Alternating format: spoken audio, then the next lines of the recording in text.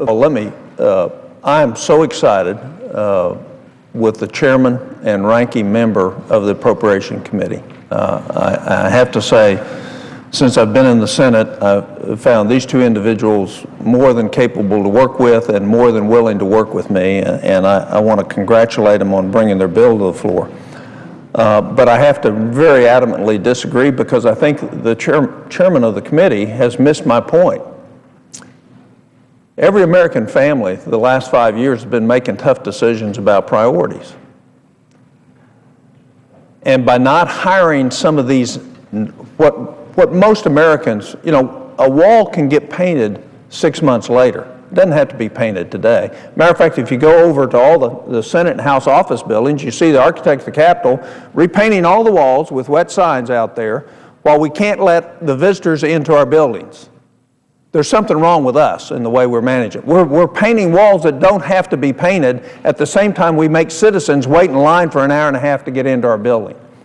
So it's about priorities.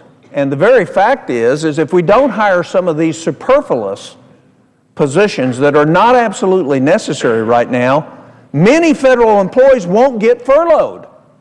That's the point I'm making. And I just can't believe that we have to have a research librarian right now at the Air Force at a time when we don't have the money to put our pilots in the air to keep them training. So we're not talking about essential employees. And by the way, essential and accepted employees are prison guards. There ain't going to be one of them furloughed. So what we're talking about is if you really care about federal employees, you do not want to spend money on employees that are truly not necessary right now at this time given a priority so that the rest of the federal workforce can be there. Let me go back through this list again. Is it really important that we hire a lawyer for the Morris K. Udall Scholarship Foundation at a range of $155,000 right now? Is that important? How many people in the federal government would that keep from being furloughed and the services continue if we don't hire them? How about an executive assistant at the Department of Agriculture Forest Service to prepare itineraries and briefing and material packages at $57,000? I mean, what we don't get is all the rest of America's doing this already, and now the OMB has recommended we do it, and the agencies won't do it. We ought to tell them to do it for the benefit of the federal employees that are working for us right now, because they're the ones that are going to get furloughed. And by not hiring these, absolutely not, there are, I don't doubt that there are positions that we could use and are effective in many areas, but they're not a priority right now. I would think the priority right now would be having the people that we have employed working.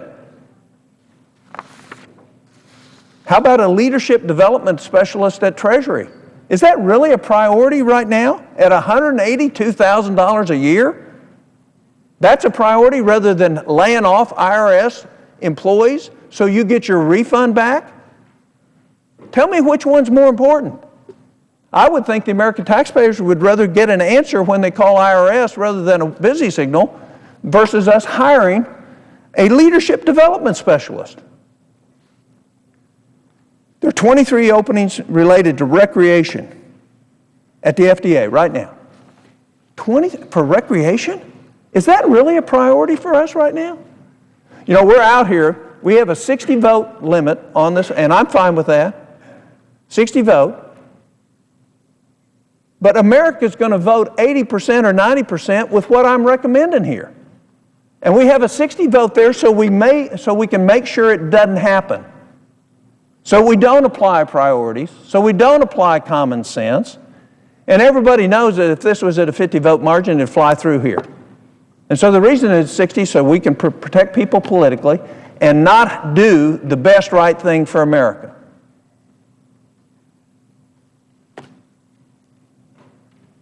This bill's going to go through here. We're going to pass it. The government ain't going to be shut down.